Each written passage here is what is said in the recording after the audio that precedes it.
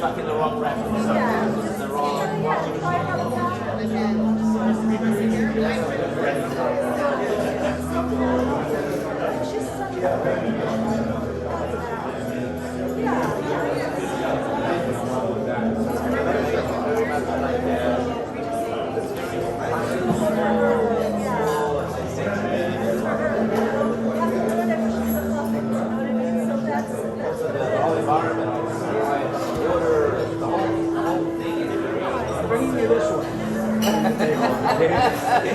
That's like a swap. That's like a.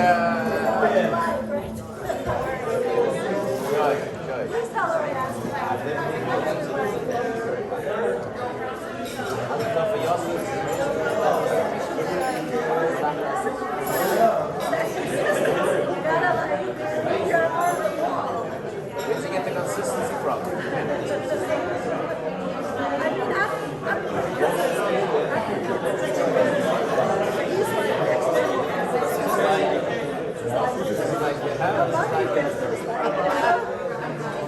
Very nice.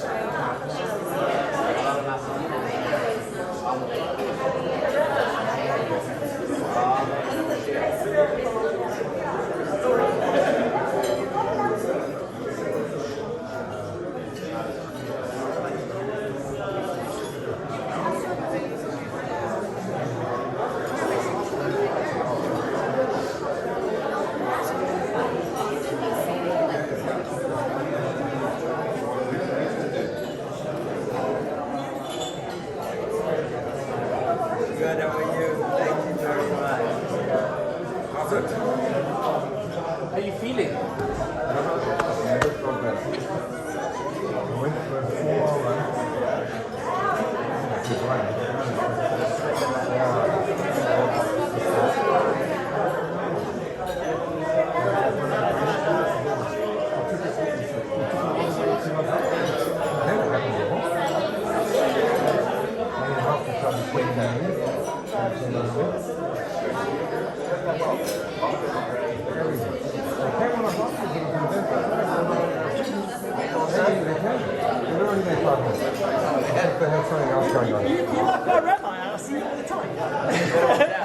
Be careful.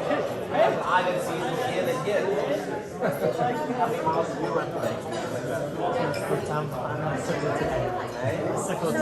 Hello.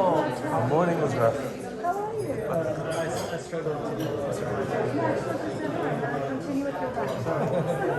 it was hard, but you know, we got a cancer survivor and nothing's a problem. So he You went for a run? just pushed it. This morning? 9 miles. Let me tell you, today we were running. It was a beautiful day in December in Southern California, thinking nowhere else in the world you run like this. Best weather. We were down there at 11. I took the van down, we walked up and down. I swear, Gorgeous. The boardwalk. then we have a coffee. And we meet at 8:30.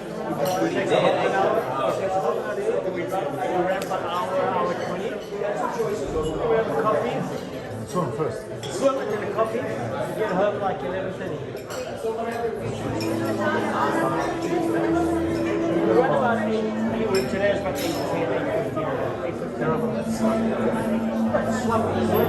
Sloppy. I'm like in the 650 range, you know what I mean? Actually, there was a guy in the car park who had an ice bath and a sauna. Did you see him? And he was saying he was Yom Tov, everybody. Good Yom Tov. Welcome. Welcome to the community. 19th of Kislev, Farbrengen. Enjoy the food. We're going to start the program in about 5 minutes.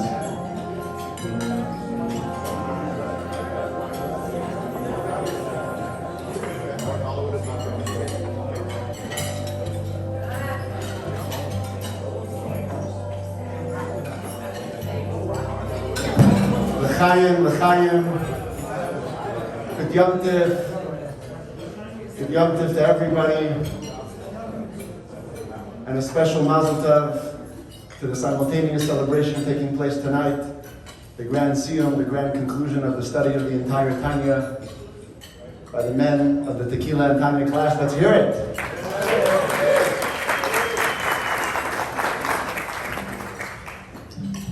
"225 years ago, the Alter Rebbe, the first Rebbe of Chabad, the founder of Chabad Chassidus, was freed from his imprisonment. At the time, the Russian Tsar was the most powerful regime in the world. And the Tsar saw fit to jail the Alter Rebbe for his crime of disseminating a radical new movement called Chassidus. One has to imagine that for the Tsar, the whole episode of the Alter Rebbe's imprisonment was a dot, just a blip on his grand history of the Tsarist regime. And the day after the Alter Rebbe was freed, just another day at the office, the Tsar continued doing what he did, and the Hasidim continued doing what they did. But now, 225 years later, we have to ask ourselves, where is the Romanov dynasty? Where is the Russian Tsar? So in Wikipedia, me and you can edit their entry if we want. And how many Farbrengens tonight are taking place around the world in honor of Yud Tes Kislev? You have to imagine that just in Russia, there's probably 500 gatherings like this, and around the world, a couple of thousand. Because falsehood never lasts, and truth is eternal.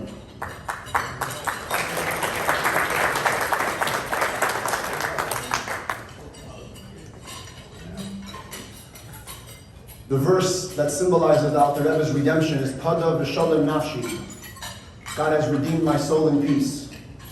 And while 225 years ago that was true for the Alter Rebbe himself, today, as we sit here and celebrate in California, there are many of our fellow Jews, our brothers and sisters, who are awaiting their own Pada v'shalom nafshi, their own chance at redemption, to be released from captivity, from their state of being hostages held in Gaza by those who seek the opposite of our welfare. And it's appropriate to begin any gathering, even a gathering of celebration, and maybe especially a gathering of celebration, with reciting a chapter of Tehillim in the merit of the hostages. So in your program booklet, on the second page, we have Psalm 122, which happens to be also the Rebbe's kapitel, but also very much related to the land of Israel.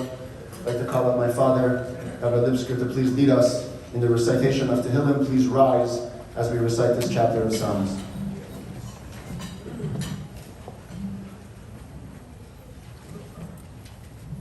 The booklet, page 2.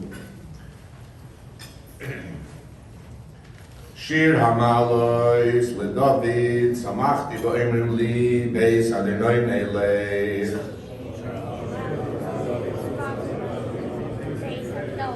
Oim Dois Hayu Ragleinu B'Sharayich Yerushalayim. Yerushalayim Habenuya Ki'ir Shechubra Lo Yachdav. Shesham Alu Shvatim Shivteya Edus LiYisrael Lahoides L'Shem Adonai.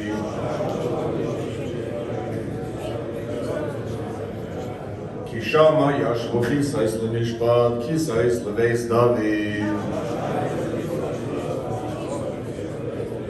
Shalu Shloim Yerushalayim Yishloyu Oy Havroyich. Yehi Sholem B'Chelech Shalva B'Armanei Soyich. L'man Achai V'Reya Yadaber No Shalem Boch. L'man Beis Adonai Eloheinu Avak Shotoi Loch. Those who read English, let's say it together in unison in English. A song of ascents by David. I rejoiced when they said to me, let us go to the house of the Lord. Our feet were standing within your gates. O Jerusalem, Jerusalem that is built like a city in which all Israel is united together. For there the tribes went up, the tribes of God, as enjoined upon Israel, to offer praise to the name of the Lord. For there stood the seats of justice, the thrones of the house of David. Pray for the peace of Jerusalem. May those who love you have peace. May there be peace within your walls, serenity within your mansions. For the sake of my brethren and friends, I ask that there be peace within you. For the sake of the house of the Lord our God, I seek your well-being. Amen. Good evening and Mazel Tov to all. And Yasher Koyach, I'm going to hear so much about it. Let's hear it. Especially Yasher Koyach for Rabbi Yossi and his wife Moshe for preparing this wonderful event tonight. Thank you.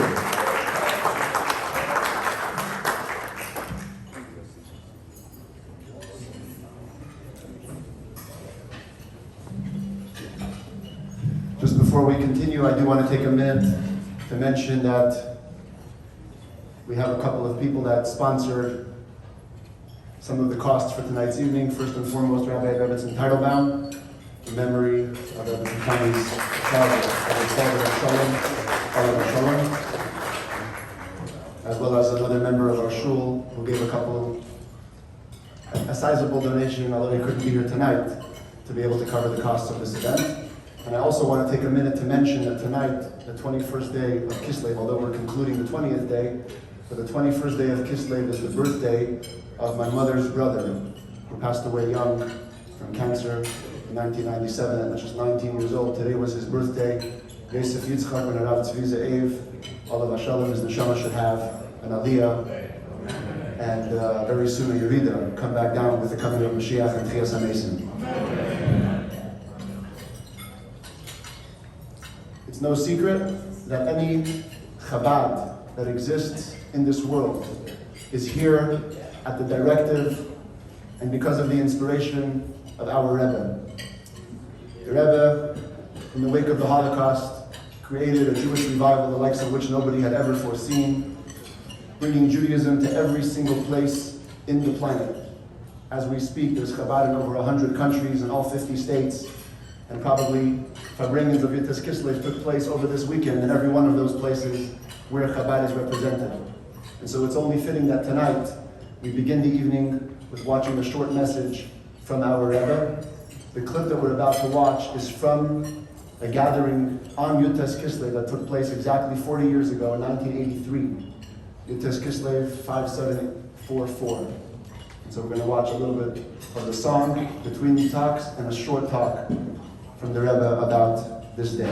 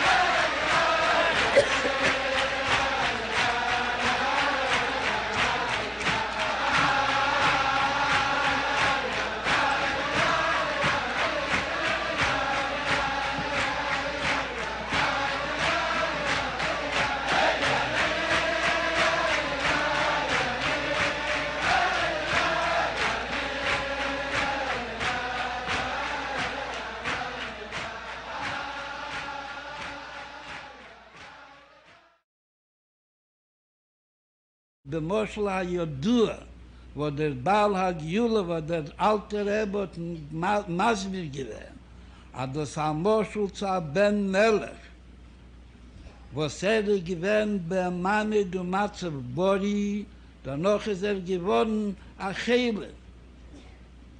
Und hat gesagt dem Melech, darf umkommen, Lirfuose, soll nehmen der Even Yikorische Bekesser HaMelech, was in dem Even ist Tolle der Jefi, der Jeker von dem Kesser HaMalchus.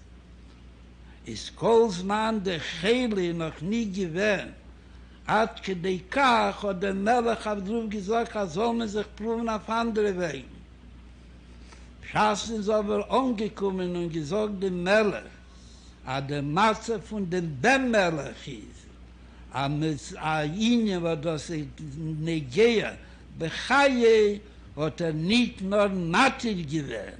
Wir sollen nehmen dem Ewen, Shebekesser am Malchus, und wir sollen das zu reiben und reinmischen das im Wasser und proben sich, gießen in dem Ben-Melech und beloschen am Moschel Efsche, wird a Tipa reingehen bei Pnimis und wird ein Mechai sein und bei Schaß mir fragt, was ist da geworden der Schinoi in der Entfer bepashtus. A der ganze Linie nach Kessel, mit dem Eben Schebekessel, mit dem Jefi und der Piulas HaKessel verbunden mit dem Metzies von Ben Melech. Und hat dämmelt beschass in der Gehe zu sein Metzius, ist dämmelt nicht nur mutterlegale Seisachochma. Und nicht nur als das Wert Azivu in Chugim Siyum, Apal Pivo das Chugim Rechovim, Alter Rebbe, dafke in Chutza, wo dort ist der Chash und der Sakona, Pikuach Nefesh Ruchni, Beyese Seis und Beyese Reis, muss sein dort in der Linien, also lang kommen nach hinzu. Und das wird Adover Hechrochi, wie der Moschel von dem alten Reben von dem Baal Agiulo, wo sie in Ogedruck beprotis und sie schäme Fursa. As I said before, it was the Rebbe who inspired thousands of shluchim to go all around the world, assume posts, and bring Judaism to every single Jew in every single corner of the earth. And while generally it can be said that every shliach is present in his place because of the Rebbe, there are also certain shluchim that are in their posts because of other shluchim. The Rebbe set up a system whereby a head shliach would be appointed to a region, and then later it was at his prerogative to bring out, as he saw fit, more and more couples to help continue the holy work as the need for more Jewish outreach expanded. The reason that I am standing here today is because my parents have come here on shlichut to Sherman Oaks, and the reason that my parents are here in Sherman Oaks is because Rabbi Moshe and Ruti Weiss, the Weisses, have been generous and kind enough to give my parents and therefore me the zchut, the great merit, to continue the holy work here in Sherman Oaks. Let's hear it, please, a round of applause for Rabbi and Ruti Weiss.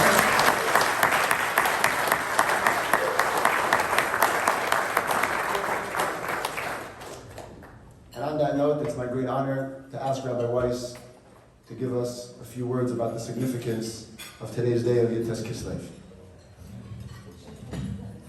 Thank you, Rabbi Yossi. I echo the words of my dear friend, my dear colleague, Rabbi Avi Lipskier, who thanked Rabbi Yossi and his Rebbitzin for creating and organizing such a beautiful event.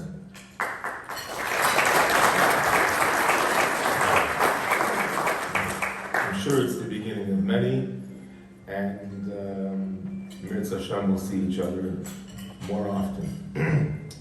You forgive me, my voice, I'm coming off a little bit of the flu. Rabbi Yossi asked me to give a little bit of an introduction on Yud Tes Kislev, and in the 45 minutes that he allowed me, it's not so much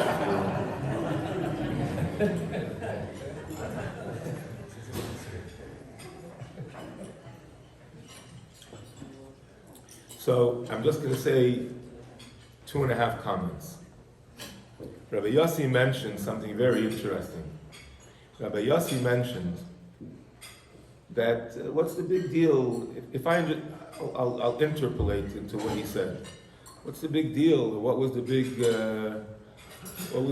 thing that the Alter Rebbe, the first Chabad Rebbe, Rabbi Shneur Zalman of Liadi, was in prison in Tsarist Russia?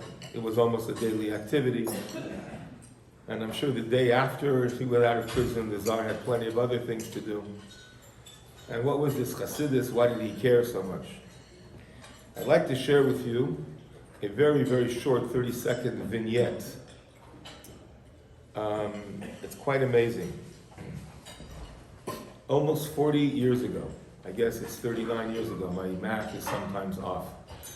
In 1985, my dear Rebbitzin Ruti, who is a champion of Tanya, she gives a Tanya shir every week, and her entire conversation, daily conversation, revolves around the daily shir of Tanya.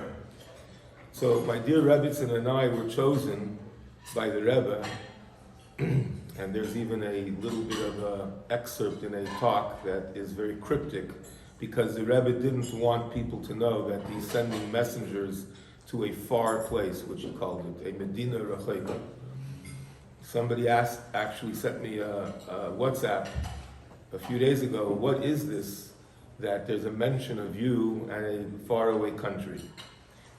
So we merited, my wife, my Rebbitzin and I merited in 1985, exactly around this time, to go as emissaries of the Rebbe to what was then really the Soviet Union, to Russia. We went to two cities, to Moscow and Leningrad, and we were there for 3 weeks, and we taught, we had classes, we brought physical, material things for them to be able to exist, and we also brought many, many svarim and tefillin. It's an amazing trip that the story has not been told yet.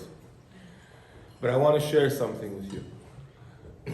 Every single person in this room has gone to an airport, I'm pretty sure. When you go to an airport, you have to pass through security. When you pass through security, you have to empty your pockets and take off your shoes if you don't have TSA. And God forbid you should have a key or some type of a medicine that has some aluminum on it, it'll start ringing. In Russia, in 1985, they had a mechanism that I never saw in my entire life. They had a wand, an electric wand, happened to me, this is not fiction, an electric wand that they passed over your body to see if there's any paper. An electric wand that was able to pick up paper. Because in 1985, Soviet Russia, the biggest enemy to the regime was not, I assume, a gun, because they had a lot of guns, and it wasn't even some other type of metal instrument. The greatest threat that they felt in Russia, even in 1985, were ideas on paper. And they wanted to make sure that we're not bringing in any foreign ideas. So the holiday, the Yud Tes Kislev, represents a revolutionary idea. A revolutionary idea that, so to speak, the Alter Rebbe, the first Lubavitcher Rebbe, whose name was Shnei Or. The word Shnei Or means in Hebrew two lights, two forms of light. Because the Alter Rebbe was a very unique leader who created two revolutionary products. A revolutionary product in the revealed aspects of Torah, a code of Jewish law, that is till today studied in every single yeshiva, whether it's a Chabad yeshiva or not. As I like to say, if somebody learns certain laws that the Alter Rebbe, the first Rebbe, wrote about, and he does not learn those subjects, that he did not completely study it, because what the Alter Rebbe wrote was seminal. In addition to that, he wrote another piece of light, and that piece of light is called the Tanya. You're going to hear a lot about the Tanya because we're so proud of Rabbi Yossi and his entire group, his entire class, who have concluded the Tanya. And I'm sure there'll be a lot of talk about that. You don't need me to talk to you about it. But it's a wonderful accomplishment. And the Tanya basically created something revolutionary.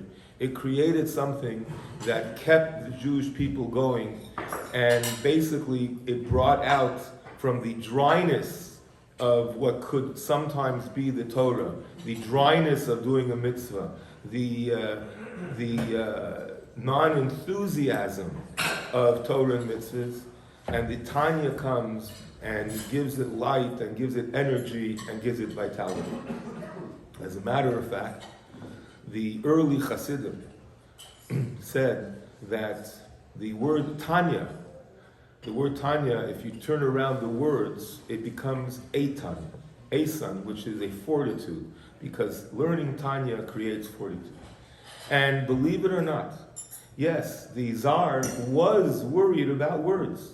He was worried about thoughts, and he had right to be. The Alter Rebbe wasn't going to challenge the Tsar. The Alter Rebbe wasn't going to depose the Tsar.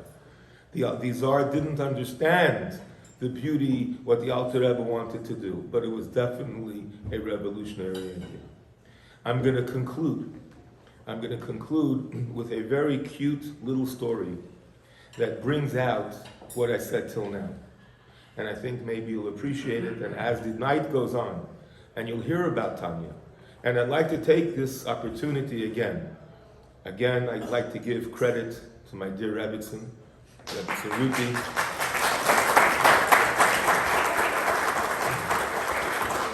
who introduced me, not enough, she tries, but I'm a bit of a stubborn person.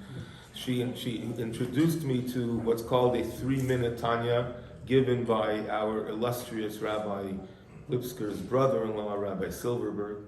I highly urge you to find it on one of the social medias. It's literally a 3-minute clip done highly professional. I mean, we're talking something really, really enjoyable. A 3-minute clip telling you the essence of that shiur, that day's time. But I'd like to conclude with the few seconds I have left with a cute story that explains it all. So, as everybody knows, books are very precious. In the 17 and 1800s of Russia, a book was not a cheap commodity. It was expensive. It was not cheap. In addition to that, to print a Hebrew book in Russia, there was a lot of censorship. For whatever reason, which we won't go into today, unfortunately from our own brethren, they didn't want the spread and the dissemination of Hasidic literature. So the spread of Hasidic literature especially was very limited. So a Hasidic book was very valuable and very precious. One of the most precious books that existed in those days, we're talking early 1800s probably, was the Siddur, the prayer book of the Alter Rebbe. That was he made 3, just so you should know, the Alter Rebbe is known for 3 wonderful productions of printing. The Tanya, which Rabbi Yossi and everybody else will talk to you about, the Shulchan Aruch, the Code of Jewish Law, which I mentioned earlier, and he made a Siddur. He rejuvenated and he refined the Siddur. But there was a certain type of Siddur that was printed that didn't only have the body of the liturgy of the book of the Siddur also had around it had discourses of Chassidus, meaning Chassidic interpretations on the Siddur. It was called in Hebrew a Siddur imdach, Siddur with the words of God. So it was a very, very valuable commodity. It was almost unheard of to own such a Siddur, for whatever reason. So the story goes that 2 or 3 young men were traveling through a village, and they came to an inn with a very wonderful elderly lady who ran that inn. That was the business in those days. They had a Motel 6 franchise, and she had a motel, and they stayed in her home. And lo and behold, they wake up in the morning, and on the shelf they see this wonderful thick book, and it's none other than that book that I just described, the Alter Rebbe's Siddur with Chassidus around it, with the Chassidus. Now this lady was a wonderful tzaddikas, she was a wonderful lady, but she was unlearned. Like unfortunately, many people in those days, they didn't go to school, they were unlearned, but she knew how to read Siddur, she knew how to read the Siddur. So the young men came to her and said, listen, you don't really need this thick book with all those words around the Siddur. We'll buy it from you, and we'll pay you a nice price. In addition to that, we're going to give you a new Siddur, a new prayer book that is a beautiful Siddur. And the lady said, absolutely not. Absolutely not. There's no way in the world that I am going to give away this sitter. They said, why? Maybe it's your, oh, not my father's. It's like, they said, why? I don't understand. There's no way that you understand these little words, these little interpretations around the sitter. Wouldn't you rather have a nice new sitter with beautiful letters? So the elderly lady tells them, it says, you young people, you don't understand. He says, the sitter I use every day, 3 times a day. And Shabbos, even 4 times a day. So it gets used up. Now, if the sitter, the edges of the sitter would contain only the liturgy, the prayers, so after a while the prayers themselves would get used up. So I have this wonderful sitter with all these little letters around it, and who cares if those little letters get used up, because the body of the sitter is still intact. I don't care. There's so much space between these little words and the body of the sitter, the body of the liturgy, that nothing will happen. And the Chassidim were amazed, and for weeks on end, they went and what they call in Chassidic terminology, and I'm about to conclude, they Farbrengen. What did they Farbrengen? They said, this is Chassidus. This is what the Alter Rebbe did. That there's the body of Torah, there's the essence of Torah, but after a while it gets used up. It gets a little bit mushy. It gets a little bit used. So we have Chassidus around it. That even if the Chassidus gets a little bit used up, but the essence is still there. The essence is over there. The Alter Rebbe energized Torah in such a way that the body of the Torah and mitzvahs will never change. So I'd like to wish you all Mazel Tov. Everybody sitting here deserves a Mazel Tov. First of all, that we're connected, Baruch Hashem, to the Alter Rebbe. We're connected to the Rebbeim. We're connected to the Shluchim of the Rebbe. And I wish you all, like it says, there's a saying among the Chassidim of the Alter Rebbe, that what a Chassidish Farbrengen, what a Chassidic gathering can accomplish, when Jewish people, Chassidic people, men, women, and even children sit together in a way of unity and brotherly love. Not even the angel Michael, who is known as the angel of kindness, even he cannot accomplish what a Chassidic Farbrengen can accomplish. So today, Klal Yisrael needs blessings more than ever, especially our brothers and sisters in Eretz Yisrael, our brothers and sisters in Russia and Ukraine, our brothers and sisters in California. We now we realize how much blessings and how much shmirah we need, that God Almighty help, that in the merit of the Alter Rebbe, in the merit of the Tanya, in the merit of sitting here today in brotherly Chassidic love, we should merit all the blessings and merit the biggest blessing of all, the coming of Mashiach Tzidkenu b'mheira b'yameinu. Amen.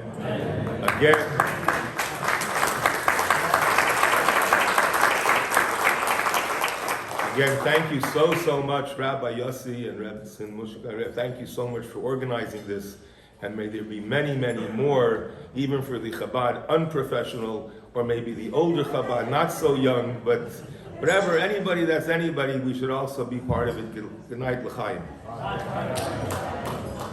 Thank you very much. Dessert is going to be served now. And let's take a couple of minutes to maybe sing together some of the songs that are famous to the Alter Rebbe. Please join me if you know the songs. It should go on momentarily.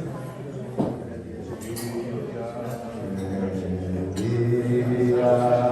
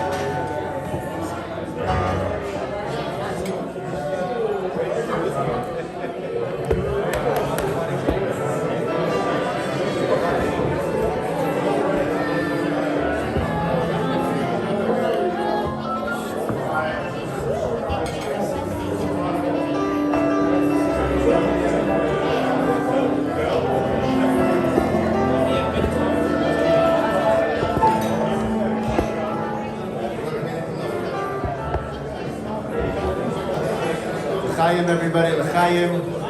Getting ready to move on.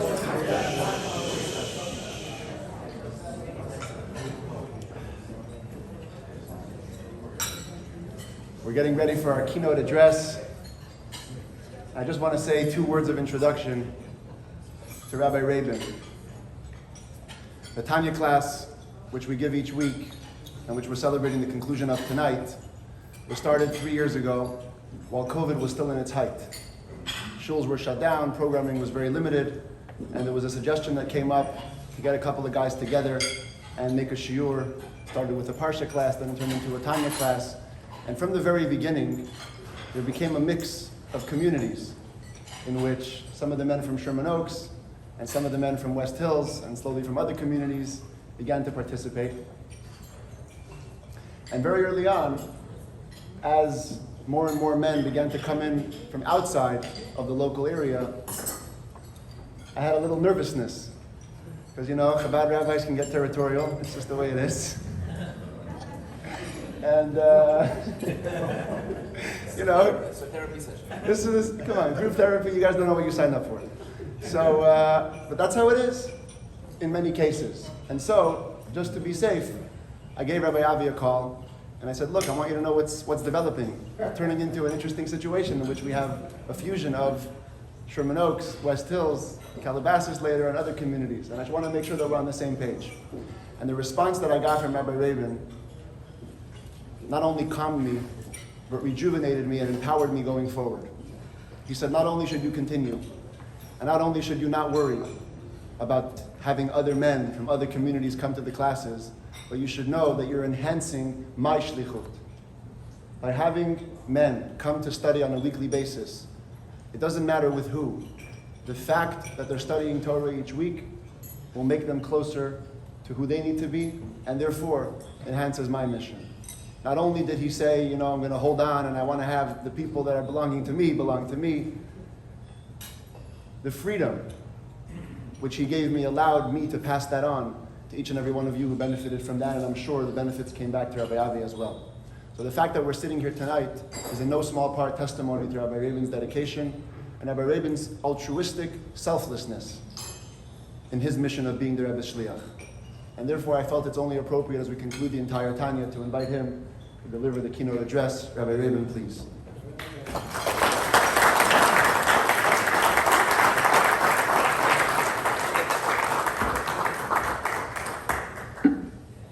Thank you, Rabbi Yossi. I think I can die and go straight to heaven now. Good evening, everybody.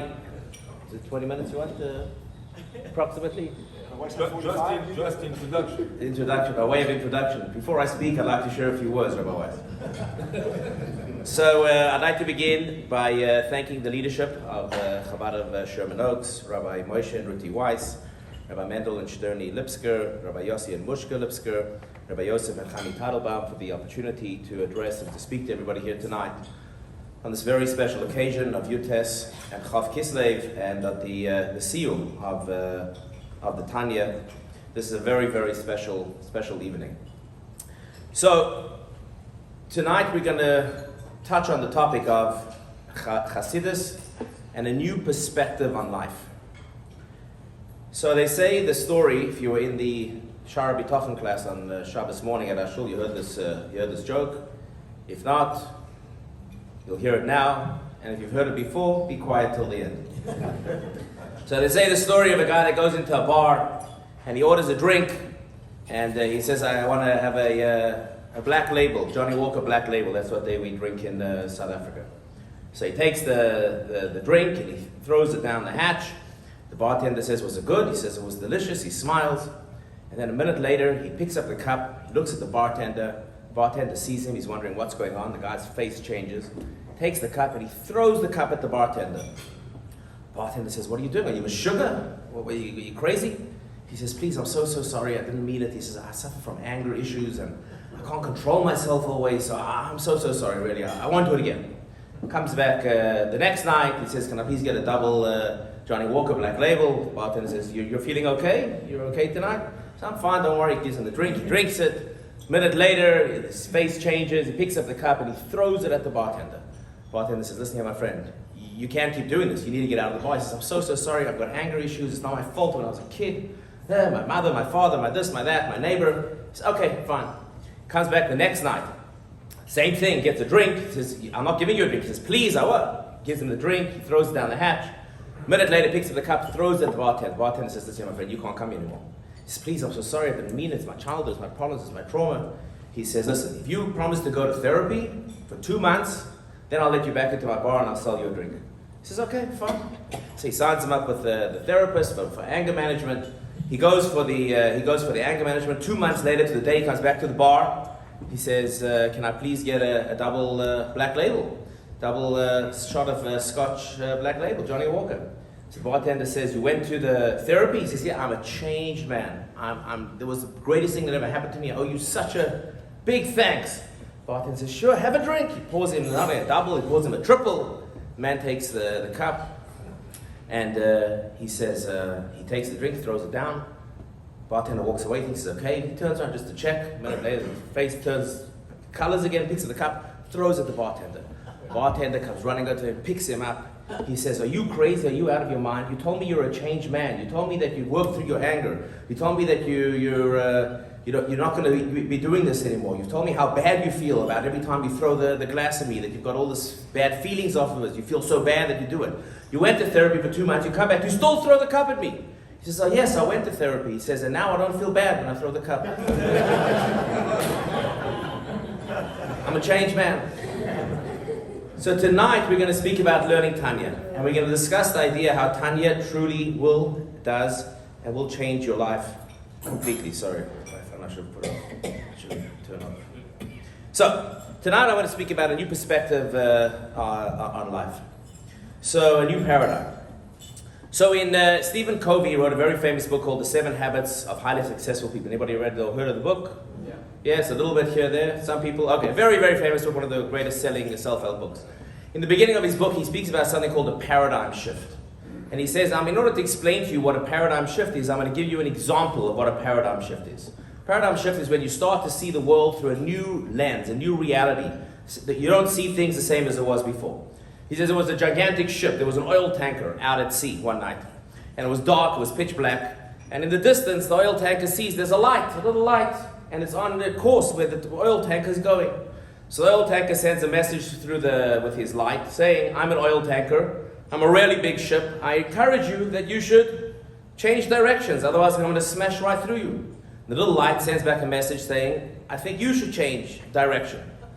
The captain of the big ship gets upset, He says, it's like guys that drive a Ford F-350. The bigger the truck, the bigger the ego. He says, I'm going to change direction. Or maybe even the Cybertruck. People that drive the Cybertruck are like bulletproof cars. Who's in bulletproof cars? Anyhow. So he says, I'm going to change direction for you. You change direction. He says back a message saying, you don't hear me. I'm an oil tanker and I'm coming in your direction. If you don't move, I'm going to smash right through you. The biggest ships on the sea are oil tankers. He says, sends back a little message, there's one little light, sends back a message saying, no, I'm not moving, and I encourage you, I really strongly encourage you, change your direction. So oil tanker sends back a message saying, you don't understand, I'm a giant oil tanker, I'm massive. If you don't change, I'm going to smash right through you, you better change. And the little light sends back a message saying, I think you should change directions, I am a lighthouse. I am a lighthouse.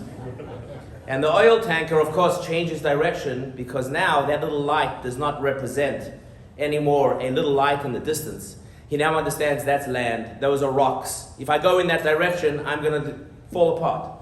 Now let's discuss what happened over here. Did the weather change? The weather didn't change. Did the sea change? The sea didn't change. Did anything happen over here? Did the light get bigger in the distance? The light in the distance didn't get bigger. What changed was what he perceived that light to be. Before he perceived that light to be a little ship in the distance. So he thought, I'm going to go through. Now when he understands that little light in the distance is not a little boat, that is land and rocks and a dangerous place to go, his whole paradigm, the whole way he saw that light changed. The way he saw what was happening to him, his whole experience changed in that moment. When we study Chassidus, Chassidus gives us a brand new perspective on what life is. What is my mission down here in this world? Why are the things in my life happening to me? Why was I born in this location? Why did I grow up in this home? Why am I living over here? Chassidus tells you that you are not just a person down here trying to survive. You're not just a body. Chassidus teaches us that we are a neshama, we are a soul, and our soul is sent down into this earth for a unique mission. But we're not really in tune with that reality. We're more in tune with the ego. As the Tanya explains, I'm sure you all went through this in great detail, the Tanya teaches us that there are two dimensions, there are two forces within the person that are fighting for control. There's the nefesh habahamis, the animal soul, otherwise known as the ego, and then there's the nefesh halakis, the godly soul, the part of us that is altruistic, that wants to live at a higher dimension, that doesn't want to get stuck in the quagmire, in the dirt, and in the negativity of the world that we live in down here. But our job is to try and transcend the body and realize that I'm a soul. And why do these things have to happen to me? These different experiences in my life. Why I start this business that didn't work out, grow up in this home, meet this person, that happened to me. Because my soul needs to go around, and my soul has to have all of these experiences in order that it can uplift the darkness of the world around me. It's called in Chassidus, we call it birur nitzutzot, to lift up those sparks. But if I look at myself as a body, as an I, as an ego, as me, as it's all about me, then yeah, life is hard. Because why is this person not being nice to me? Why is this person not respecting me? And why doesn't this work out the way my way? And why things aren't as good as everybody else's life seems to be so good, especially on Facebook and Instagram. Everybody's life is fantastic. We always say the better somebody's life looks on Facebook and Instagram, the worse it is in reality. Except my life. I've got a perfect marriage and life, and everything is just great. But our job down here is to uplift the souls, uplift life. When we get stuck in the ego and the I, then we get stuck in victim mentality. We get stuck in this dark place where we start blaming everybody and everything around us. Our job is to get in touch with the soul dimension. When we get in touch with the soul dimension, we start realizing that life is not happening to us. Things aren't happening bad against me. Life is happening for me. Life is happening for me. Hashem is directing and moving my soul in different places so that it can grow and change. But in order to get there, we have to have a paradigm shift. We have to start to see the world differently. So Chassidus helps us with that journey. How does Chassidus do that? So there's a fundamental concept in Chassidus called, there's Da'as Elyon, there's supernal knowledge, and there's Da'as Tachton, which means like the lower level of knowledge. There's the way that, in simple English, the way that we see the world, and then there's the way that God sees the world. So maybe an example of this is if you've ever been to, laser tag, or you've been to, when you shoot the paintballs or whatever it is, and you're watching the game. If you go up, usually they have a vantage place higher up, where you can go and watch and see what's going on, right? And when you go up higher and you're not stuck behind all the different things that people are using to protect themselves, and the boulders and the different wood boxes and everything else, you get to see where everybody is. One person might think he's in the best hiding place, but really there's three people coming together. One person might feel like he's in the open over there, but really none of the enemy are around over there. You have something called Das Elyon. You got the supernal knowledge. You're looking at the world from the top down below. You're understanding how all the pieces of the puzzle are all moving together. So you're able to tell people on the floor. That's why in war you have drones and you have reconnaissance telling people what's happening. Because on the ground, you don't know what's happening around you. You can only see as far as your eye can see, and often there's obstacles in the way. So in life, we are stuck in the world of Das Tachte, the lower vision. I only see here and now. I only see what's happening to me now. In addition, as Tanya explains, we really are more emotional beings, even though Tanya teaches us that one of the fundamental ideas of Tanya is Moyach Shalit al Halev, that my mind has the ability to control my heart. As human beings, we tend to think that we are intellectual beings, especially if you went to college. Then you're a genius for sure. Especially if you went to social studies and all kinds of things. But anyhow, then you're a genius. But as humans, we tend to think that we are very much so intellectual beings. We tend to think that life is how I understand life. This is how I understand life. Truth is, modern psychology is teaching us more and more. We're really emotional beings, and most of our reactions in life are emotional reactions. You're enjoying something because it makes you feel good. You're upset with somebody, not because we rationalize it afterwards, but they hurt your feelings. We tend to think that we're intellectual beings, but really we are emotional beings. Well, that's the whole point of the Tanya, to tell us that you have to stop. When you're having an emotional reaction to a circumstance, stop and start to go and think about it, and then use your mind to control your heart. Don't just follow your heart the way that it feels. So our job down here is not just to be emotional beings. Our job is to live from a higher perspective. But the animal soul, comes from klipas noiga, comes from the dimension or the husk of noga. And so too, all the energies in the world that we live in, also comes from that same energy. So what am I plugged into when I get out of bed in the morning? I'm plugged into the lower level. I just see what's happening around me. I just get triggered, and I have experiences with whoever's around me, whatever's happening to me. I don't see God's perspective. That's what it means. The mind's supposed to control the heart. I'm supposed to have an experience, get a little bit triggered, then not respond, take a moment, step back, analyze, decide what a better approach should be. That's called using my mind to respond to not my heart. An example is when your kids make you a little bit upset. We won't say spouse because that never happens. But if your children make you a little bit upset, and immediately you want to tell them, no, you're not going there. No, you're not doing this. No, you can't do this, and you get upset. You have to stop actually, and don't respond right away always. Maybe it's you're feeling insecure. Maybe you want your kids to be somebody that you want them to be, etc., etc. You got to stop, use your mind, and don't respond always with your heart. Why? Because we are plugged in the moment. We're like the people playing the game of my brain is shooting the paintballs, or they're playing laser tag, and we're down there. We're stuck in the moment. We have to elevate ourselves to God's dimension. God lives, or Hashem is everywhere. God is not only in one place. Hashem is in everything and is everything, as Chassidus explains. But Hashem's dimension is Das Elyon. When we study the supernal knowledge, when you study Chassidus, what we're studying is understanding that this is really God's world. When you study Chassidus, we're not dealing with the trivialities of the world. When the physical aspects of the world, we're speaking about higher worlds, higher realities, my soul, different energies being drawn down. And then you stop and you think to yourself, wow, well, maybe the world that I think I live in is got higher dimensions to it that I'm not in touch with. Now, in order to do that and to live at that level, you have to learn Chassidus all the time. Because when you plug in and you connect at that level, you got to stay there. But your body and your mind is always pulling you back to the physical reality, to just being stuck in the moment, just being living down here in this world.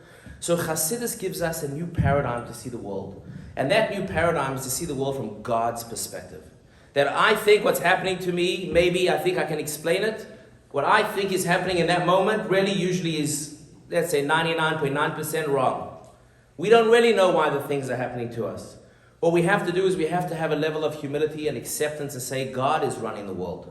But I can only reach that level of humility, or bitul, as we say in Chassidus, when I realize that I'm really down here in my life, I'm really a neshama, I'm really a soul. I'm not just a body, I'm not just my ego, I'm not just down here to have a good time. I'm not just down here in order that things should work out for me the way that I want them to work out, the way that I think they should be. I'm down here to serve Hashem. And that's what Chassidus gives us. Chassidus gives us the ability, or it lifts us up to the dimension where we realize that I'm really a neshama. Now, you could say I'm a neshama, but when you study Chassidus, the more you learn it, you say, no, I'm really a neshama. Some people just say it, some people truly understand it. Today I might understand it, tomorrow I might get stuck in some sort of a negative experience and I might forget it. And I got to learn Chassidus again to elevate myself to a higher dimension. Because throughout life there are going to be those lighthouses, those lights that go off. And we think those lights are a pain in the thumb, right? And we think that they're making my life complicated. I need that light in the way now, the captain of the ship. I need this light showing up. I need to get home.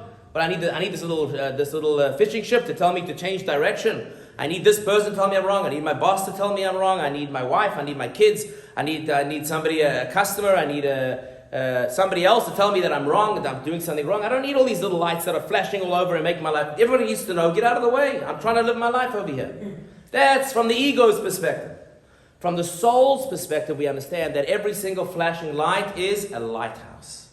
It's redirecting me on my mission. It's helping me to learn the idea of bittul. It's helping me to realize that I'm down here for a higher purpose. It's helping me to realize that I'm being redirected to different places in my life because I have a job to do in those places. There is nothing that is random in this world. And I want to conclude with sharing a story with you. I'm not sure if many of you have heard the story. If you have, you'll hear it again. It's a very, very powerful story that was going around.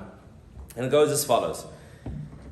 In the summertime, there was a young Israeli guy from Bnei Brak who was driving up Kvish Echad, or down Kvish Echad, the main freeway in Israel. His name was Yehuda, and he sees on the side of the road, he sees a guy with his blinkers on, and he's stuck on the side of the road.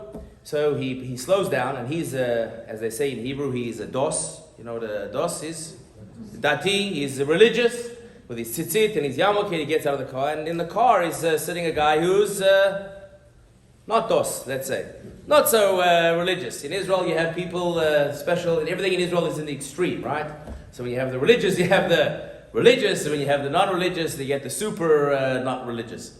So they have the soul, they're just not aware yet. They haven't yet met the right Chabad rabbi to bring out the soul.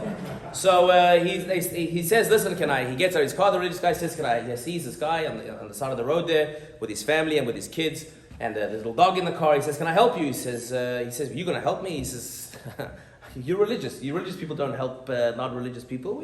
I know you kinds of people. He says, no, I'm willing to help you. He says, what do you mean? He'd been there for half an hour, the not religious guy. He says, okay, if you're willing to help me, fine. He says, what do you need? He said, I need gas. So he says, don't worry, I'll go. He goes down to the gas station. He comes back with a liter or whatever it is of gas. He brings it back. He couldn't believe. The not religious guy couldn't believe. He says, I grew up my whole life. I've never met anybody religious before. I'm always told the religious, they don't get on with the not religious. They dislike us. I've been told my whole life. He says, when you left, I thought you'd never come back. He says, thank you so much. I really appreciate it. We've been stuck here for a long time with my kids. He says, no problem. He says, can we switch? The religious guy says, can I get your phone number? I want to stay in touch with you. The not religious guy says, no problem. Absolutely. So religious guy, Yehuda will call him, and the not religious guy is Shlomo. They switch numbers and they go on their way. Shlomo lives in the south of Israel. He lived in a place called Kibbutz Be'eri. Anyhow, he goes home. That's how it is. That Friday, Yehuda calls up Shlomo. He says, listen, Shabbat, or the next day, Yehuda calls Shlomo. He says, Shlomo picks up the phone and says, who is this? He says, Yehuda, your friend from the freeway yesterday. He says, yeah, but why are you calling me again? He says, I want to just make sure you got home, your kids are okay. He says, you're calling me to check on my family after you help me? He says, yeah, I want to make sure you're good. He says, we got home, thank you so much. That's fine. That Friday, Yehuda calls Shlomo. He says, listen, it's coming up, Parashat, this, whatever Parashat it was. He says, I met your little kids in the car. He says, can I share a story with you that you can tell your little boy? I saw he liked when we were talking a little about religion. Can I share a story with you to share with him on Shabbat? So he says, Shlomo says, sure. So he tells him something on the Parashat, a little story. The next week, Friday, he calls again. He says, can I tell you a story? He says, sure. And they become friends. Anyhow, this not religious guy and this religious guy from Bnei Brak, lo and behold, who would have thought, become friends now. Anyhow, it happens a few months later that Shlomo says to Yehuda, he says, Yehuda says to Shlomo, the religious guy, let's follow along here. Yehuda, I'm talking to myself, I'm talking to my animal soul. He says, Yehuda says to Shlomo, am I right? Who was the religious guy here? Yehuda. Good, we're following along. We got crowd participation. He says, Yehuda says to Shlomo, he says, maybe you should come for Shabbat to Bnei Brak. Says, come and see, come spend Shabbat. I'll get you an apartment, I'll get you food. You'll have a good time. Shlomo says, Bnei Brak. He says, I don't go to Bnei Brak. Is like a super religious community. He says, come for Shabbat. Yeah, they'll be talking for long enough. He says, okay, I'll come. He says, okay, let me figure out a Shabbat for you. Anyhow, it was right about the time of Rosh Hashana, and he thinks to himself, I'm going to invite this guy for Rosh Hashana, Shabbat. It's not going to be a good time. And then it's going to be Yom Kippur, and then it's going to be Sukkot. He says, I sleep in the sukkah, and there's all kinds of bugs outside. It's not such a great time of the year. It's complicated. Got to schlep the food up and down from the apartments. He says, he calls up his friend, and he wants to invite him for Simchat Torah. But then he realizes that he's got his father, this guy, Yehuda's father, lives in a city called Sderot. No, the religious guy. The religious guy. It's a complicated story. 2 names. So the religious guy, we'll keep it simple. The religious guy realizes he's got a father who lives in Sderot. So, and he has 4 siblings in his family, and one of them go and spend every Shabbat or every Chag with their father, who's older, in Sderot.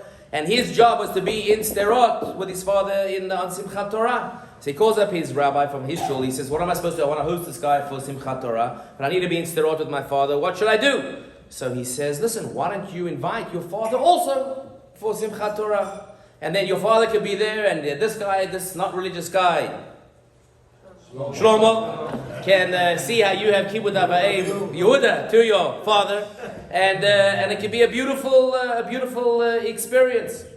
And that's what he did. He invited his father for Simchat Torah. His father lived across the street from the police station that got ransacked in Sderot. This guy, Shlomo, that came, lives on kibbutz, Be'eri. And where were they all on Simchat Torah? In Bnei Brak. Now, this doesn't explain anything. We don't understand God's workings. We're not trying to justify anything. I don't know why God does anything. And if you ever meet a rabbi that starts to explain to you why God does these things, I strongly encourage you, pick yourself up and walk right out of that shul, because nobody understands or knows why God does these things. And we have to accept this is God's world. We don't control the world. We just live in God's world. But how often is it in life that we easily could explain, and we have circumstances in our life, and we don't always see the deeper dimension of why these things are happening. But the truth is that every single experience that we have is an atomic experience. It's not just a regular experience. You would say, was this a life-changing experience for these two people, for the people that lived in Be'eri, and for this guy whose father was in Sderot? Life-changing. Had they not met on the side of the freeway, chas v'shalom, we should never know. Who knows what would have happened? It was a life-changing experience. Sometimes in life we see how things are life-changing, and most of the time in life we don't see how the experiences in life are life-changing. But the truth is, from God's perspective, the truth is every experience is life-changing. But if I'm stuck and I'm plugged into my ego all the time, and I'm worried about me and I, and what do I have and what am I getting, then you can't experience God, because all you're experiencing is me and I and myself. You're stuck in the me. You don't see God. You just see your problems. You have to take yourself out of the ego, tap into the neshama, into the soul, and then you start to see the world at a higher dimension. When you study Chassidus, you start to see the world from God's perspective. That's what happens when you learn Chassidus. It is guaranteed to change your life. Now, it's a process. Like anything that's good in life, it takes time. Nothing happens quickly. It's a process to learn, and the more you learn, the more you understand, etc.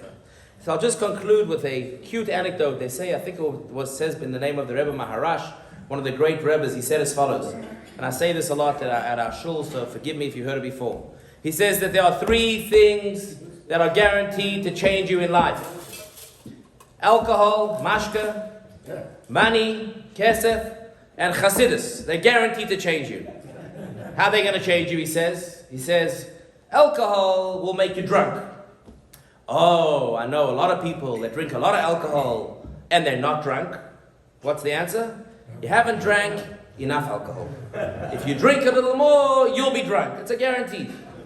The second thing is money. Money will make you meshuggah. Oh, I know a lot of people with a lot of money and they're not meshuggah. Oh, they don't have enough money. If you have enough money, you'll be meshuggah. You know what they say the difference between an eccentric and a meshuggah is? $15 million. If you have enough money, you'll be meshuggah. How many families end up fighting with their siblings and end up fighting with each other, and spouses will do crazy things. People do crazy things about money. It's like the modern day avodah zarah, the modern day idol worship. People will do things that don't make rational sense for money. So it'll make you meshuggah. It can easily make you meshuggah. In fact, the ability, people that have money are able to use it in a positive way. It should be respected. The people to be able to use their koach is a very special thing. Not everybody knows how to do it. And the final thing he says is Chassidus. He says, the Rebbe says, Chassidus will make you edel, will make you refined. It will lift you up to a higher dimension. It will make you able to be kind to those around you, kind to yourself. It will help you to see God in everything. Oh, I know a lot of people that learn Chassidus and they don't seem to be very edel, they don't seem to be very refined. You haven't learned enough Chassidus. If you learn Chassidus, it is guaranteed to change the way you view the world. That is a guaranteed fact. And ultimately, we are waiting for Mashiach. The teachings of Chassidus are here in order to elevate us to a godly world, that we see the world from God's perspective. When Mashiach comes, it says, Umala ha'aretz deis Hashem, kamayim layom mechasin. The Rambam says that when Mashiach comes, the earth, the oceans will cover the earth, that God's wisdom will cover the earth like the oceans cover the seabed. When Mashiach comes, we're going to see God in us. We're going to understand why things are happening around us. We're going to see God's hand inside of everything. Well, the taste of that is Chassidus. And that's why Mashiach is the Torah of Chassidus, the Torah of Mashiach. Chassidus is a taste of the times of Mashiach. And by us learning Chassidus, we draw down Mashiach value, Mashiach reality into our lives. We then share that with the world, and we prepare the world very soon for, please God, the ultimate times, the times of the coming Mashiach. May peace be in our days, where we all say, Amen. Mazel tov, everybody.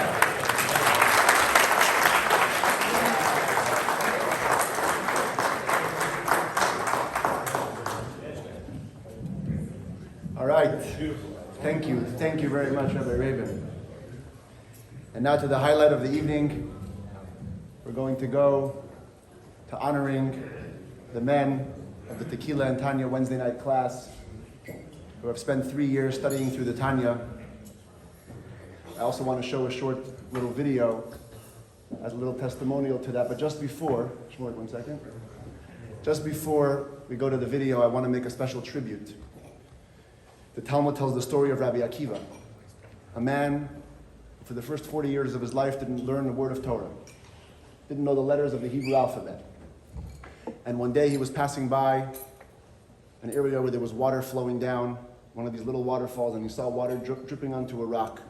Day after day he would pass this space, and after a while he noticed that the water made a hole in the rock. And he said, if water can penetrate a rock, then Torah can penetrate my thick skull. And with the blessing of his wife, he went away to study Torah for 12 years.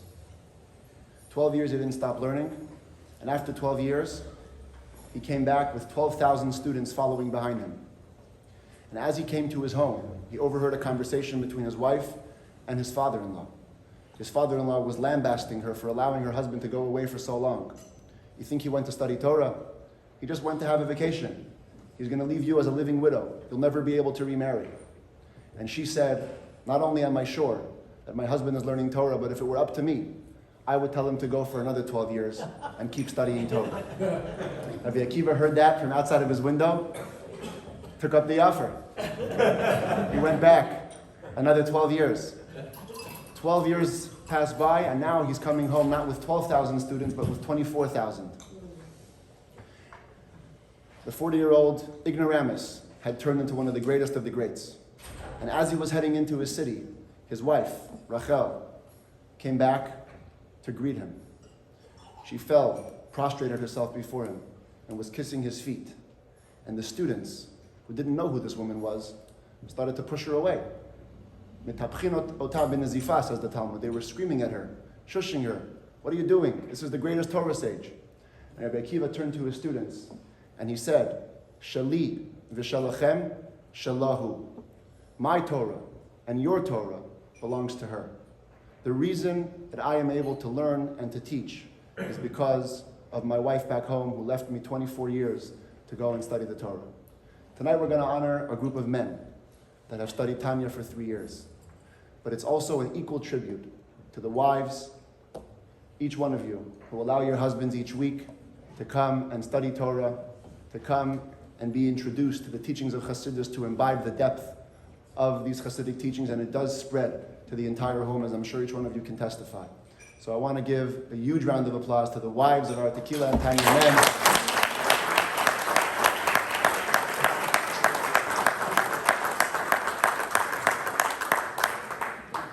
Including my own wife, who lets me get away every Wednesday.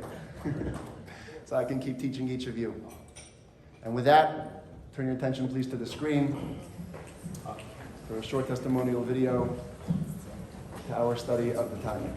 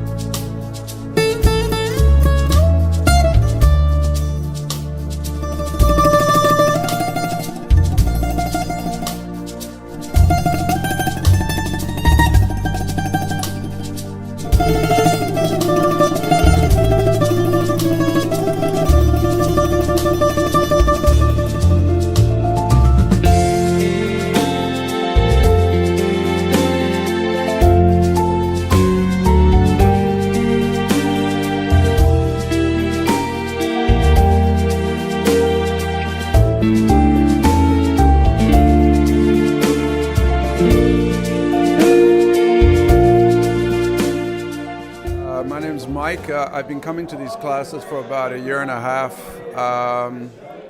They've really been a life changer for me. A friend of mine invited me to go to these classes. It was the first time in my life I set foot in a Chabad. I didn't know what Chabad was. I was pretty scared. And I walked in here thinking I'm going to do a U-turn as soon as I got in. And instead I found a group of guys who are very welcoming, very down to earth. Yossi is an absolutely incredible guy. I've gotten to know him. He did my son's upshearing. I saw him at his own wedding. And I've learned so much in the last 18 months here. And Wednesday nights have been a highlight of my week.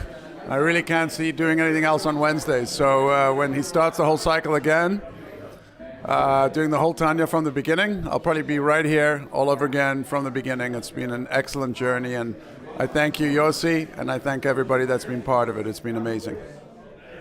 L'chaim, l'chaim, and mazel tov to the group. After 3 years, we've completed it, and it's really been an honor to get to know the men of this group and to get to really get to know Rabbi Yossi. I think we all feel tremendous respect and admiration for such a young guy, and it's a beautiful thing to see all these old Alter Rebbe sitting around listening to this young novice, but he's truly gifted. So, l'chaim, and I wish that we should all be blessed with safety for the soldiers, and that the hostages should be returned, but they should be returned after we finish the job. Am Yisrael Chai.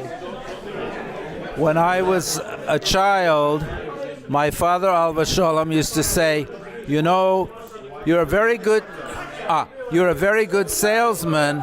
The problem is you don't have any merchandise in your wagon. So I've been studying 72 years, and I came to Rabbi Yossi's class, and I found out for 72 years I've been wandering in the darkness. I didn't know anything, and now I've finally come to the light, and my mind is opening up, and my eyes are opening up, and I realize, wow, you know, my father was right, there's so much I didn't know, and I'm first beginning to learn and understand what is Judaism all about, what is prayer all about, what is study all about, and it's a wonderful class. Thank you, Yossi.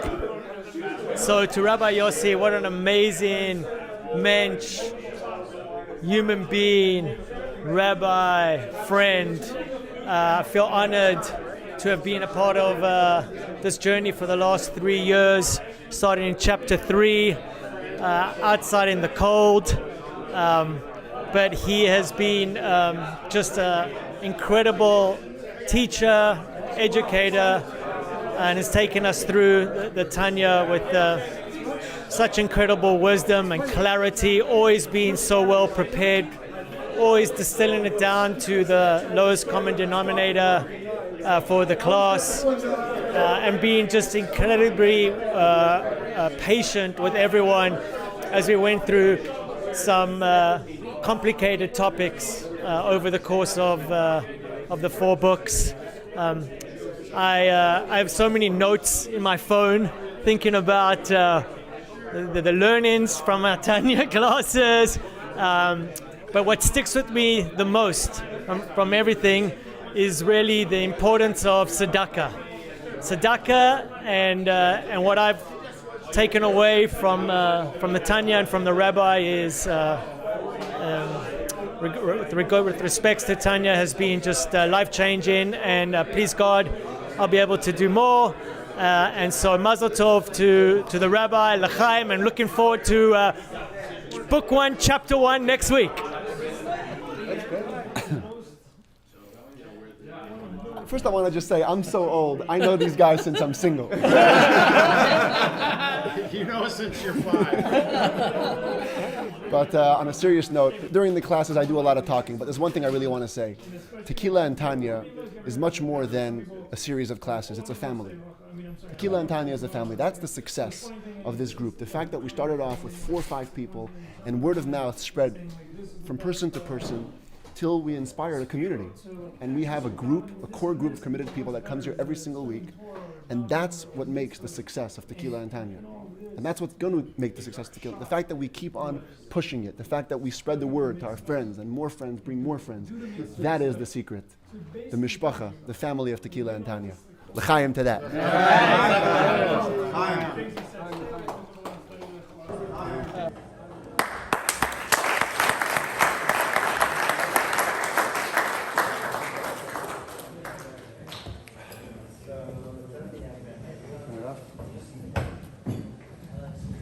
It's my honor now to call up each man individually who has been with us. Some of us have been since the beginning, like Anton said, out in the cold, back in the good old days. Some of us came later. Doesn't matter. Anyone who was a consistent member of the class, I'd like to call you up and hand out a certificate, as well as a beautiful edition of the Practical Tanya. Book 1, since we're starting Book 1 again, so I figured it's an appropriate gift. This is a fascinating, fascinating translation, radical translation of the Tanya, and it's going to be my honor to gift that to each of you.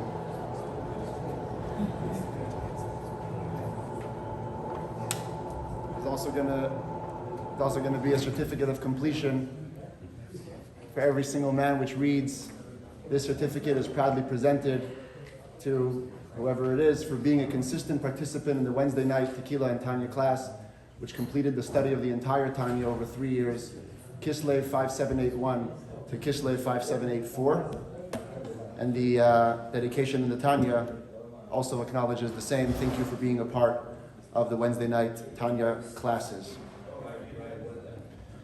Before we start with those who are here, I want to take a quick moment to acknowledge a couple of the men who were consistent members and could not be here tonight. Lior Weisberg, Warren Bregman, Alvin Fogel, Larry Gillis, Slava Shut, Mark Widower, who was with us in Book 1, Barry Wolf, and Shlomo Nikravesh, all who could not be here tonight, but were definitely members of our class.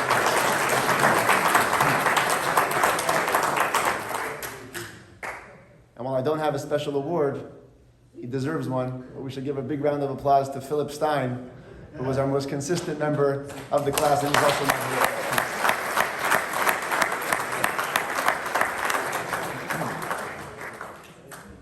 All right. Okay, let's begin. Leon Berkovich. Please come on up.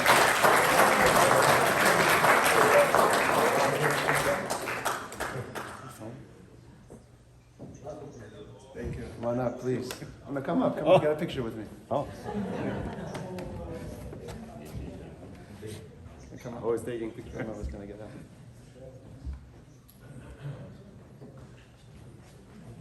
Thank you. Thank you, Robert. All right. Moving right along. Where are we here? Sharon Bershatsky.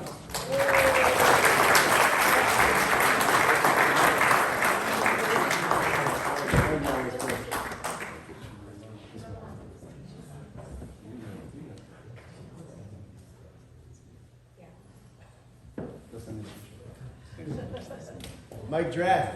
Let's go.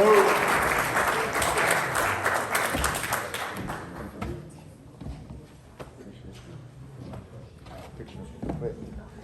She's too good. We got a picture. This way. Other way, other way.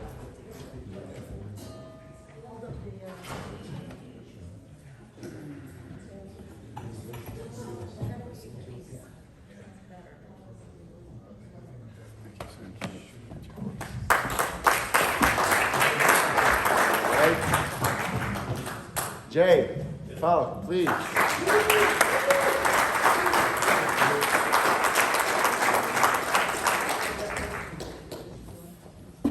You know, I have to say it was called Tequila and Tanya. I never saw tequila in any of the classes. Did you start with tequila? Because I never saw it. We started with it. I saw beer, I saw scotch, I saw bourbon. Never. Thank you, Rabbi. Where's David? Mazel tov. Thank you. All right. Jeff Fishman.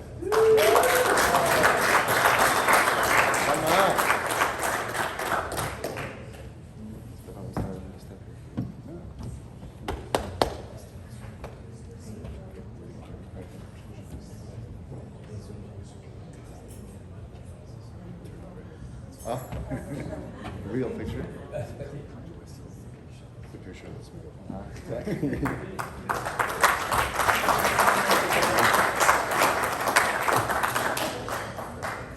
One of the pillars of our class, Mark Goldsmith.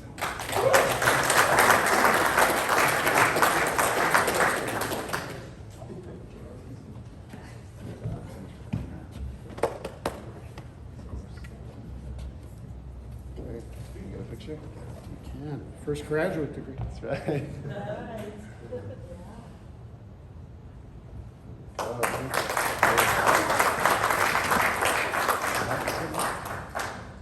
Ellie Cantor.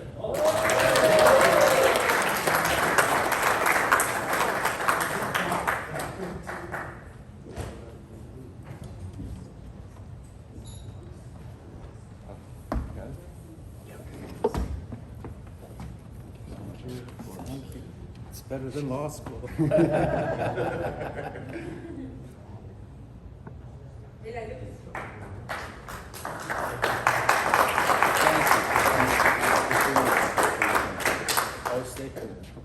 Okay. We'll be together. It's a unique duo we have, a father and son that come to the class each week, Jonathan Cantor.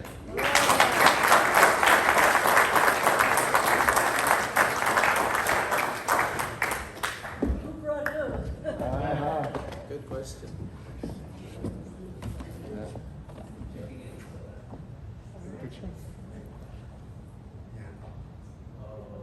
Rabbi, can I say something real quick? Of course.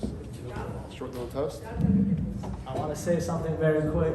I've shook many chancellors' hands, but nothing for me is more meaningful than this moment. You got a father and son? Father and son. Father and son. Wait, hold on.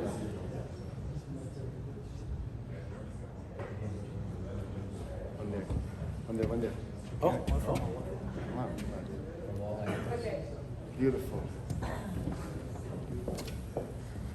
Julian Klutz.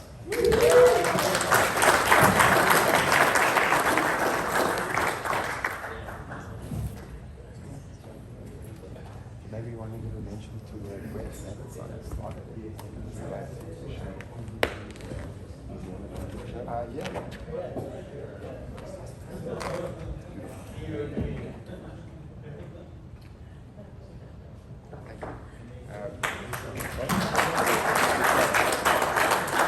Also to give a quick shout out to Brad Sabatson, who started the initial class. It's all his doing. He began it in his backyard. Okay. All right.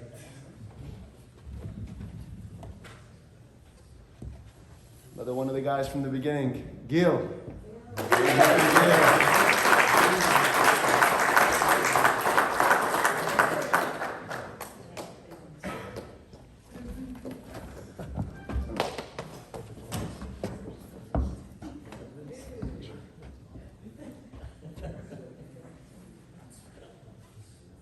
Thank you.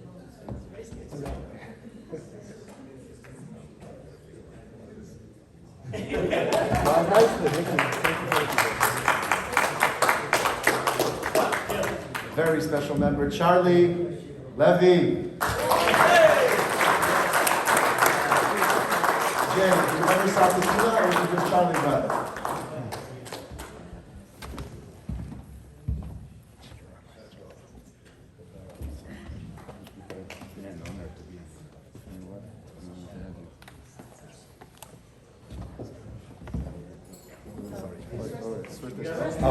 First this way. And then this way. Huh?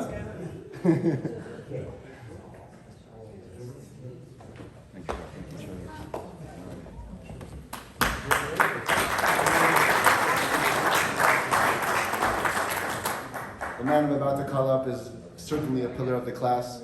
Deserves a very, very special thank you for all of the behind-the-scenes work that he puts in, both in terms of collecting our weekly tzedakah as well as collecting for Hector. And let's give actually a shout out to Hector for making all that food. He wanted to be here tonight, he wasn't able to make it, but Alan Lissauer.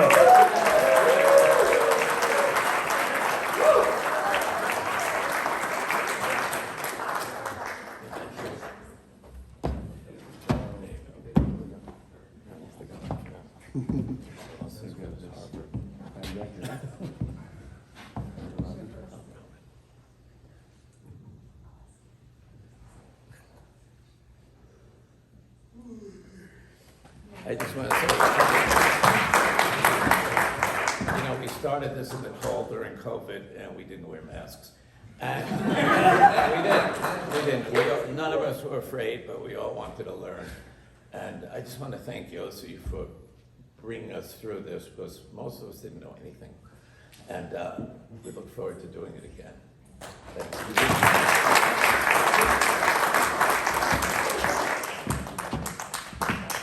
David Margolis.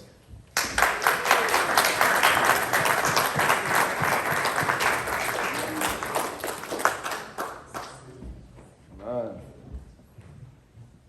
Connected to the Lipskiers for generations. He learned in the yeshiva with my grandfather in Morristown. Wow. Yes. David, thank you.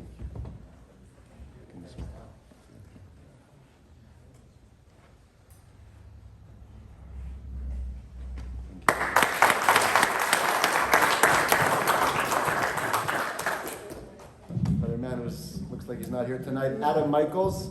Let's give him a round of applause.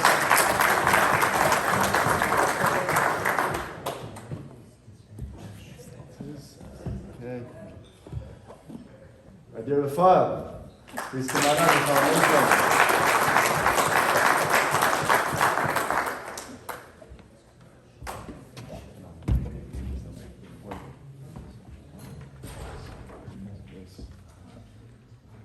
That's right.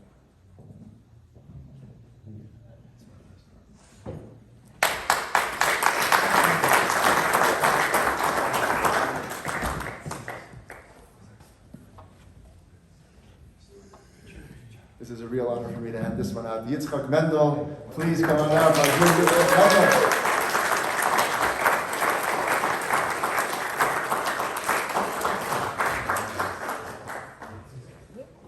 Honor's all mine. Thank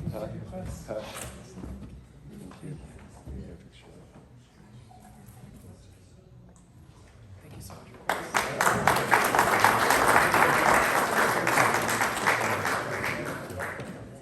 Another man who couldn't be here tonight, a consistent member in Book 1. Those who remember Brent Sherman Roxwald. Let's give him a round of applause, although he couldn't be here tonight.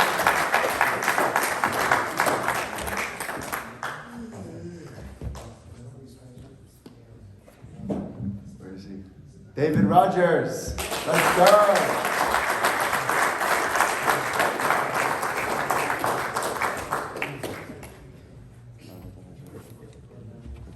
First this way?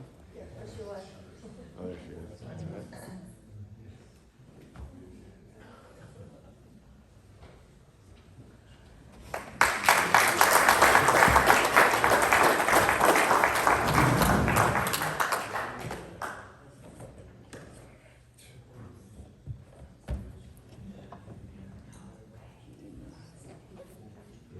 Another one of our earliest members, Marcelo Rubin.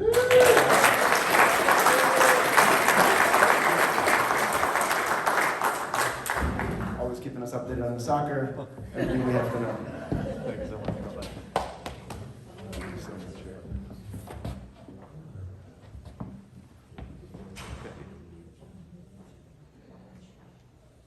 And I really want to take a few moments just to thank the rabbi for your dedication.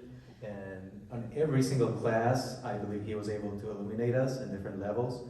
So I really appreciate that, because each one of us, it's a different moment in their lives. And I really appreciate everything, every single detail, and all the time you put into explaining all these topics. Thank you so much.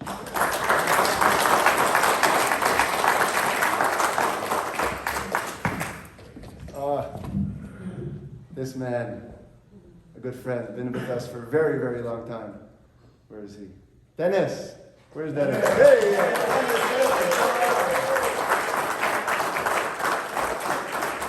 His photo record is chapter 9, but I think he was there before.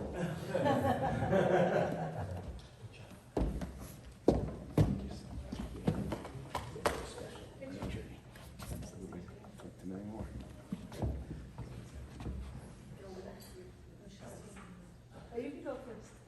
Who we getting? Dennis. Hold on, this way. You got it?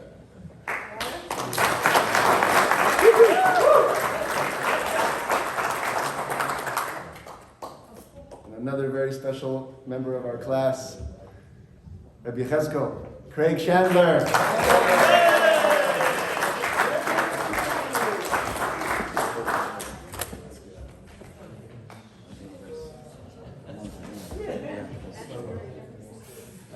First over there. Okay. Right here.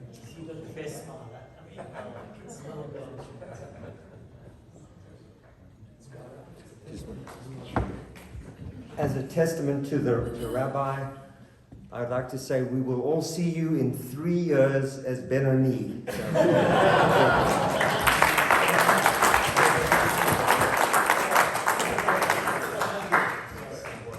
Another pillar. What will we do without you? Anton, please come up.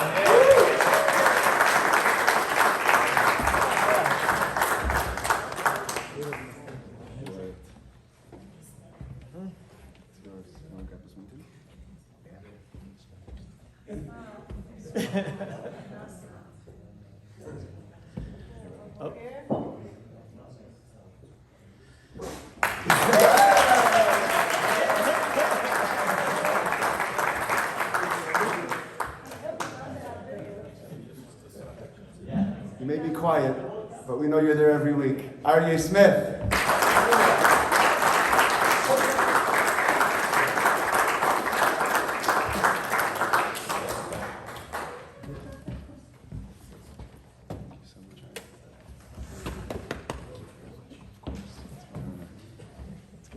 First back there.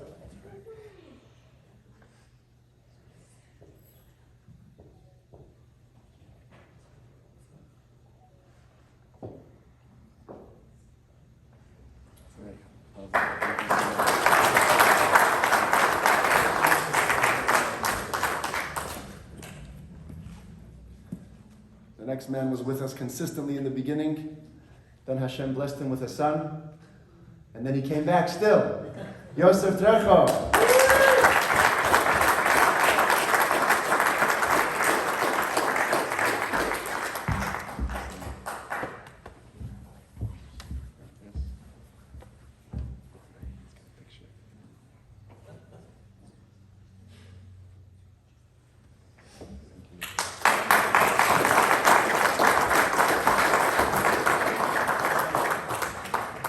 Growing up, you were probably always at the end of the class list.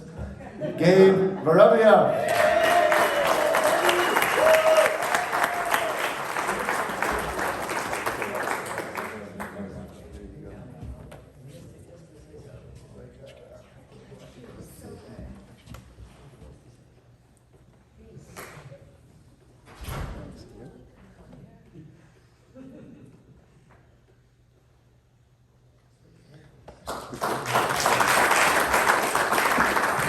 Rabbi shows me, if you think Tanya 1.0 was good, Tanya 2.0 is going to be better. Last but not least, our dear friend, Evan Weiss.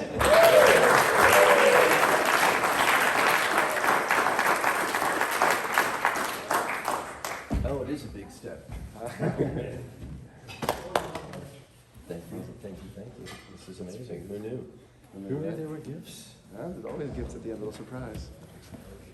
Look at this way. Hold on, hold that. Show that. There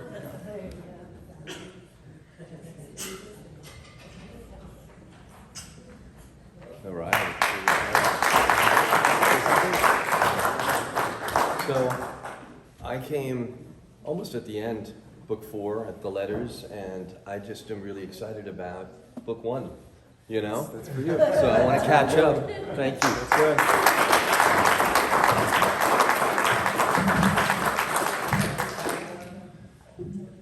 That's it. Tanya 1.0 is over. Tanya 2.0, as Gabe said, is beginning, Bezrat Hashem, at the beginning of next calendar year, January 2024. We're coming up to Hanukkah. It's a time of light, and it's a time specifically of the light of the inner dimension of the Torah.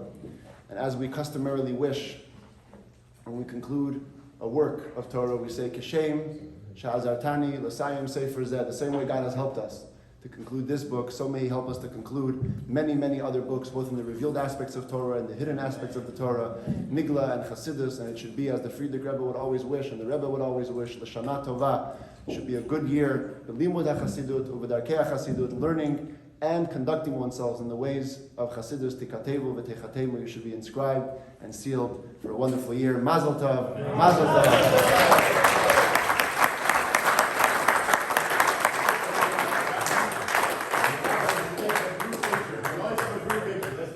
Group picture? All right, let's get a group picture. I like it.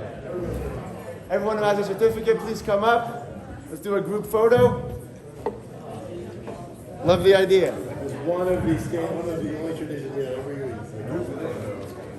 Let's get a group picture, please. Everybody come on up. Up on the stage. Huh?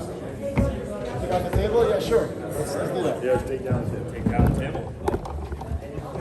It's going to require a little bit. Huh? Maybe 2 levels. Because not everyone's going to fit. Yeah, do 2 levels. 2 levels. 2 levels? Okay, so move the table down there then. People are going to stand over here.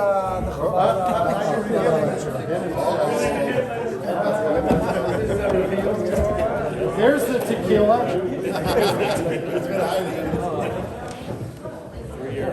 2 levels on this level and on the top level. If you're over 6 feet, you're on the floor. Yeah. And that means you. We're 6 foot. Move it back. You set me up with this, how you want to take it. Huh? So I'm not sure. Everybody join me, sing Yom Tov, Mazel Tov, Mazel Tov.